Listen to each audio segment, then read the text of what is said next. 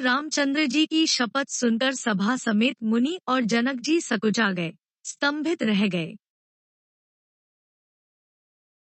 किसी से उत्तर देते नहीं बनता। सब लोग भरत जी का मुंह ताक रहे हैं। भरत जी ने सभा को संकोच के वश देखा। राम बंधु भरत जी ने बड़ा भारी धीरज धरकर और कुसमय देखकर अपने उमड़ते हुए प्रेम को संभाला, जैसे बढ़ते हुए विंध्याचल को अगस्त्य जी ने रोका था। शोक रूपी हिरण्याक्ष ने सारी सभा की बुद्धि रूपी पृथ्वी को हर लिया, जो विमल गुण समूह रूपी जगत की योनि उत्पन्न करने वाली थी। भरत जी के विवेक रूपी विशाल वराह रूपधारी भगवान ने शोक रूपी हिरण्याक्ष को नष्ट कर बिना ही परिश्रम उसका उद्धार कर दिया। भरत जी ने प्रणाम करके सबके प्रति हाथ जोड़े तथा श्री रामचंद्र जी, राजा जनक जी, गुरु वशिष्ठ जी और साधु संत सबसे विनती की और कहा, आज मेरे इस अत्यंत अनुचित बर्ताव को क्षमा कीजिएगा। मैं कोमल, छोटे मुख से कठोर, धृष्टतापूर्ण वचन कह रहा हूँ। फिर उन्होंने हृदय में सुहावनी सरस्वती का स्मरण किया। वे मानस से, उनके मन रूपी मानसरोवर से, उनके मुखारविंद पर आ विराजी। निर्मल विवेक, धर्म और नीति से युक्त भरत जी की वाणी सुंदर हंसिनी के समान गुणदोष का विवेचन करने वाली है। विवेक के नेत्रों से सारे समाज को प्रेम से शिथिल देख, सबको प्रणाम कर, श्री सीता जी और श्री रघुनाथ जी का स्मरण करके भरत जी बोले, हे प्रभु, आप पिता, माता, सुहृद, मित्र, गुरु, स्वामी, पूज्य, परम हितैषी और अंतर्यामी है। सरल हृदय, श्रेष्ठ मालिक, शील के भंडार, शरणागत की रक्षा करने वाले, सर्वज्ञ, सुजान, समर्थ, शरणागत का हित करने वाले, गुणों का आदर करने वाले और अवगुणों तथा पापों को हरने वाले हैं। हे गोसाई, आप सरीखे स्वामी आप ही हैं, और स्वामी के साथ द्रोह करने में मेरे समान मैं ही हूँ।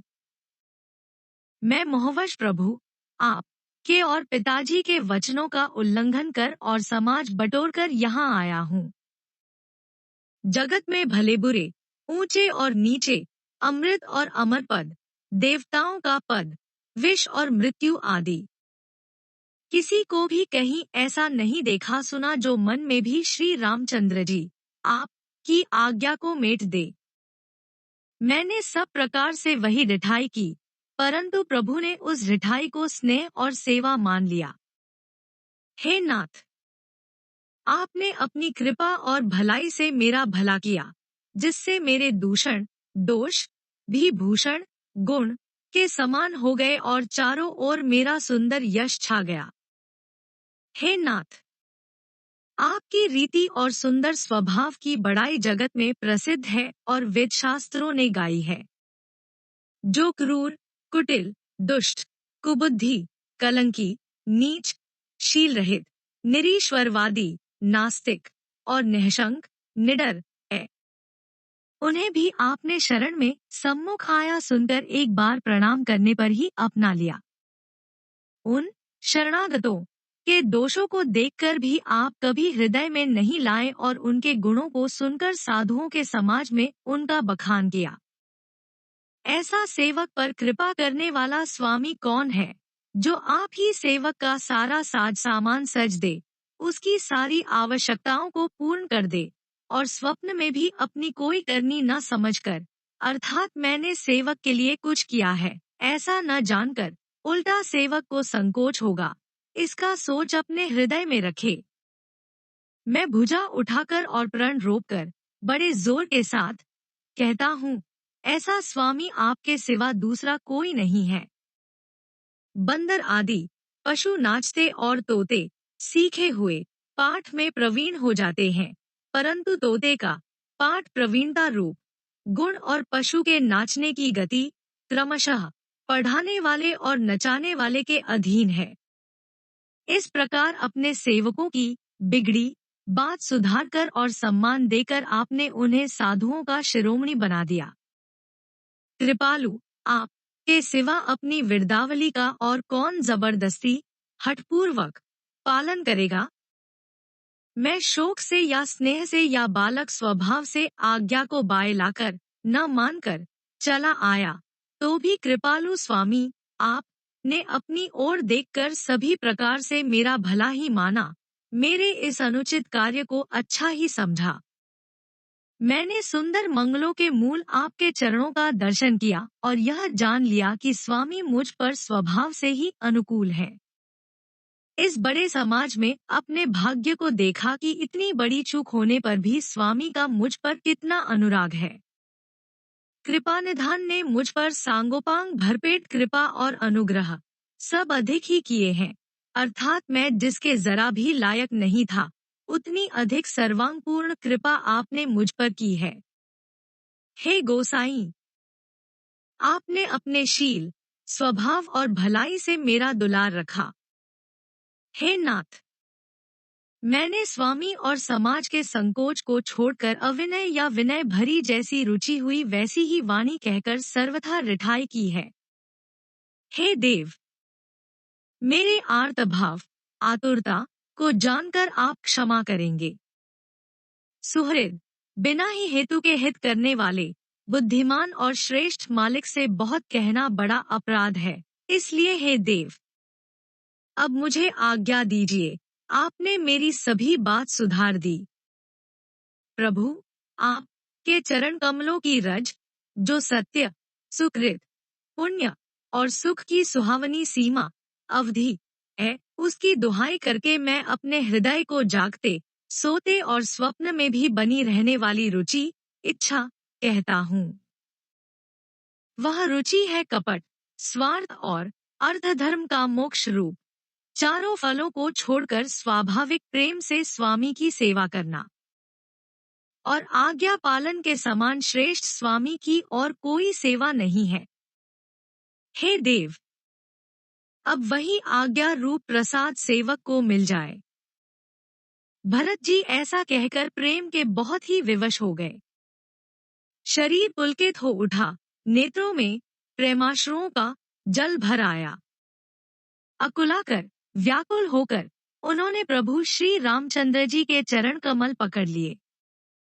उस समय को और स्नेह को कहा नहीं जा सकता। कृपा सिंधु श्री रामचंद्र जी ने सुंदर वाणी से भरत जी का सम्मान करके हाथ पकड़कर उनको अपने पास बिठा लिया। भरत जी की विनती सुनकर और उनका स्वभाव देखकर सारी सभा और श्री रघुनाथ जी स्नेह से शिथिल हो गए। श्री रघुनाथ जी, साधुओं का समाज, मुनि वशिष्ठ जी और मिथिलापति जनक जी स्नेह से शिथिल हो गए।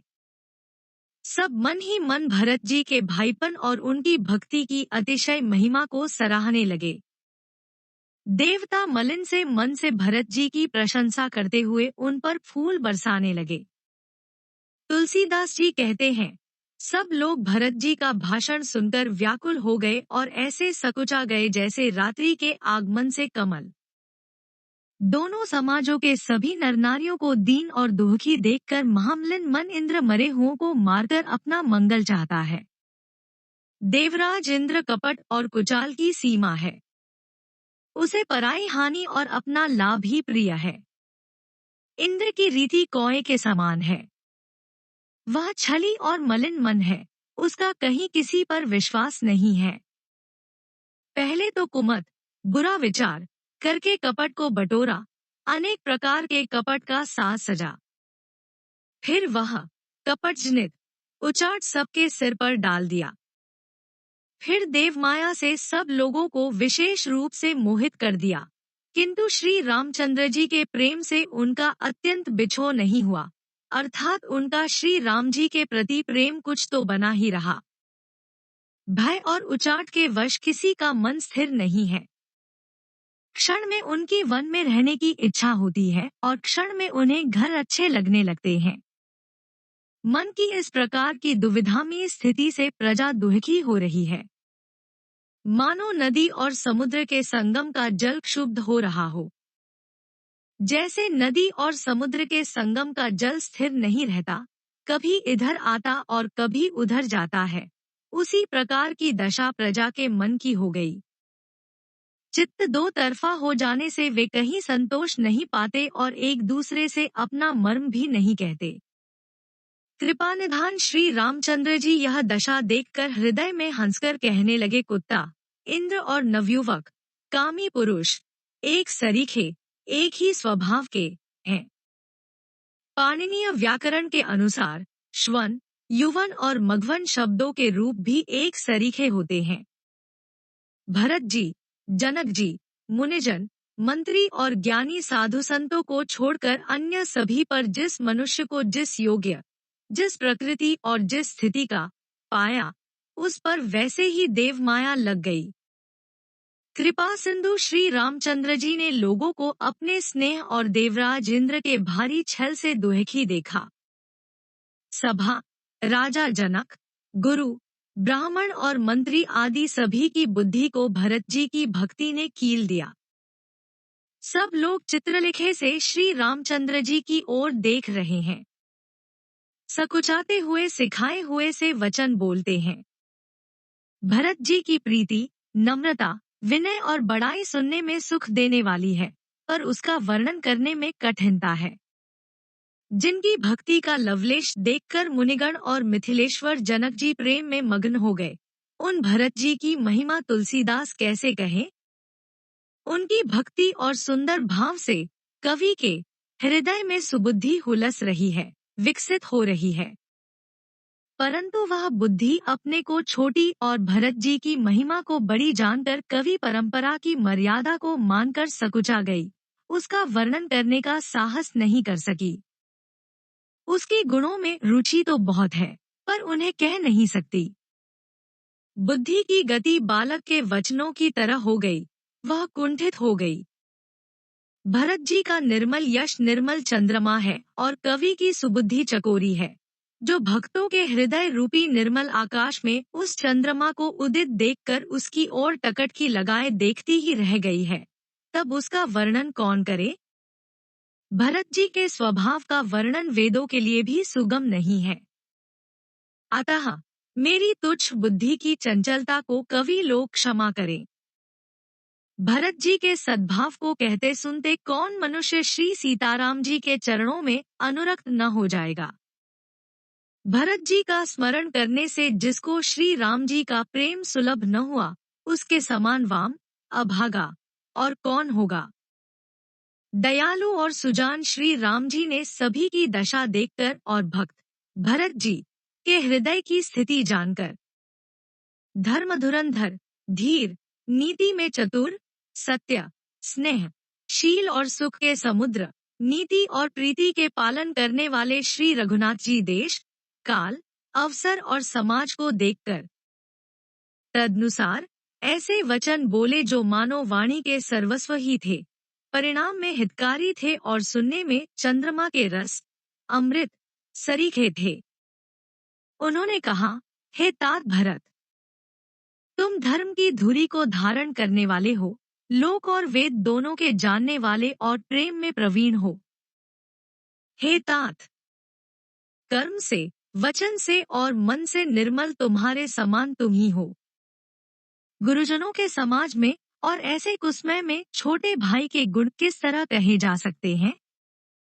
हे तात, तुम सूर्यकुल की रीति को, सत्य प्रतिज्ञ पिताजी की कीर्ति और प्रीति को, समय, समाज और गुरुजनों की लज्जा, मर्यादा को तथा उदासीन, मित्र और शत्रु सबके मन की बात को जानते हो। तुमको सबके कर्मों, कर्तव्यों का और अपने तथा मेरे परम हितकारी धर्म का पता है। यद्यपि मुझे तुम्हारा सब प्रकार से भरोसा है, तथापि मैं समय के अनुसार कुछ कहता हूँ। हे तात, पिताजी के बिना, उनकी अनुपस्थिति में, हमारी बात केवल गुरुवंश की कृपा ने ही संभाल रखी है, नहीं तो हमारे समेत प्रजा, कुटुंब, परिवार सभी बर्बाद हो जाते। यदि बिना समय के, संध्या से पूर्व ही, सूर्य अस्त हो जाए, तो कहो जगत में किसको क्लेश न होगा। हे तात, उसी प्रकार का उत्पात विधाता ने यह पिता की असामयिक मृत्यु किया है। पर मुनि महाराज ने तथा मिथिलेश्वर ने सबको बचा लिया। राज्य का सब कार्य, लज्जा, प्रतिष्ठा, धर्म, पृथ्वी, धन, घर, इन सभी का पालन, रक्षण गुरुजी का प्रभाव, सामर्थ्य करेगा और परिणाम शुभ होगा। गुरुजी का प्रसाद, अनुग्रह ही घर में और वन में समाज सहित तुम्हारा और हमारा रक्षक है। माता, पिता, गुरु और स्वामी की आज्ञा का पालन समस्त धर्म रूपी पृथ्वी को धारण करने में शेष जी के समान है। हे तात, तुम वही करो और मुझसे भी कराओ तथा सूर्यकुल के रक्षक बनो। साधक के लिए यह एक ही आज्ञा पालन रूपी साधना संपूर्ण सिद्धियों की देने वाली, कीर्तिमयी, सद्गतिमयी और ऐश्वर्यमयी त्रिवेणी है। इसे विचार कर भारी संकट सहकर भी प्रजा और परिवार को सुखी करो। हे भाई, मेरी विपत्ति सभी ने बांट ली है, परंतु तुमको तो अवधि 14 वर्ष तक बड़ी कठिनाई है, सबसे अधिक दुहक है। तुमको कोमल जानकर भी मैं कठोर वियोग की बात कह रहा हूँ। हे तात, बुरे समय में मेरे लिए यह कोई अनुचित बात नहीं है। कठोर कुअवसर में श्रेष्ठ भाई ही सहायक होते हैं। वज्र के आघात भी हाथ से ही रोके जाते हैं। सेवक हाथ, पैर और नेत्रों के समान और स्वामी मुख के समान होना चाहिए। तुलसीदास जी कहते हैं कि सेवक स्वामी की ऐसी प्रीति की रीति सुनकर सुखवी उसकी सराहना करते हैं। श्री रघुनाथ जी की वाणी सुनकर जो मानो प्रेम रूपी समुद्र के मंथन से निकले हुए अमृत में सनी हुई थी, सारा समाज शिथिल हो गया, सबको प्रेम समाधि लग गई। यह दशा देखकर सरस्वती ने चुप साध ली। भरत जी को परम संतोष हुआ। स्वामी के सम्मुख अनुकूल होते ही उनके दुहक और दोषों ने मुंह मोड़ लिया, वे उन्हें छोड़कर भाग गए। उनका मुख प्रसन्न हो गया और मन का विषाद मिट गया, मानो गूंगे पर सरस्वती की कृपा हो गई हो। उन्होंने फिर प्रेम पूर्वक प्रणाम किया और करकमलों को जोड़कर वे बोले, हे नाथ, मुझे आपके साथ जाने का सुख प्राप्त हो गया और मैंने जगत में जन्म लेने का लाभ भी पा लिया। हे कृपालु, अब जैसी आज्ञा हो उसी को मैं सिर पर धर कर आदर पूर्वक करूं। परंतु देव, आप मुझे वह अवलंबन, कोई सहारा दें जिसकी सेवा कर मैं अवधि का पार पा जाऊं, अवधि को बिता दूं। हे देव, स्वामी, आप के अभिषेक के लिए गुरुजी की आज्ञा पाकर मैं सब तीर्थों का जल लेता आया हूँ, उसके लिए क्या आज्ञा होती है? मेरे मन में एक और बड़ा मनोरथ है, जो भय और संकोच के कारण कहा नहीं जाता। श्री रामचंद्र जी ने कहा, हे भाई, कहो। तब प्रभु की आज्ञा पाकर भरत जी स्नेहपूर्ण सुंदर वाणी बोले, आज्ञा हो तो चित्रकूट के पवित्र स्थान, तीर्थ, वन, पक्षीपशु, तालाबंदी, झरने और पर्वतों के समूह तथा विशेषकर प्रभु आप के चरण चिन्हों से अंकित भूमि को देख आओ। श्री रघुनाथ जी बोले, अवश्य ही अत्रि ऋषि की आज्ञा को सिर पर धारण करो, उनसे पूछकर वे जैसा कहें वैसा करो और निर्भय होकर वन में विचरो। हे भाई, अत्रि मुनि के प्रसाद से वन मंगलों का देने वाला, परम पवित्र और अत्यंत सुंदर है। और ऋषियों के प्रमुख अत्रि जी जहाँ आज्ञा दे, वहीं लाया हुआ तीर्थों का जल स्थापित कर देना। प्रभु के वचन सुनकर भरत जी ने सुख पाया और आनंदित होकर मुनि अत्रि जी के चरण कमलों में सिर नवाया। समस्त सुंदर मंगलों का मूल भरत जी और श्री रामचंद्र जी का संवाद सुनकर स्वार्थी देवता रघुकुल की सराहना करके कल्पवृक्ष के फूल बरसाने लगे।